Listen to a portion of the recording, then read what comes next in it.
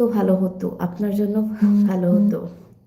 আচ্ছা, আমি দেখেন, আমি নামাজ পড়ি না কোরআন পড়ি সেটা আমি এখানে দেখাবো না, ওকে? ওইটা আমার ব্যক্তিগত, ওইটা একান্ত আল্লাহ দেখবে। আর এখন আমি লাইভ করি না কি করি সেটাও আমার ব্যক্তিগত।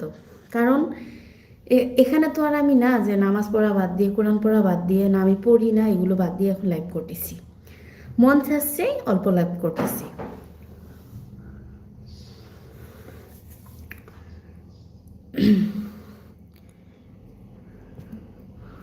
বুঝতে পারছেন কথাটা হয়েছে এটা। আমি নামাজ পড়ি না কোরআন পড়ি সেটা আল্লাহকে দেখাবো। আর আমি নামাজ পড়লেও আমি কাউকে বলবো না, আমি কোরআন পড়লেও কাউকে বলবো না। কেন? এখন শোনেন, ওইগুলো বলার জিনিস না।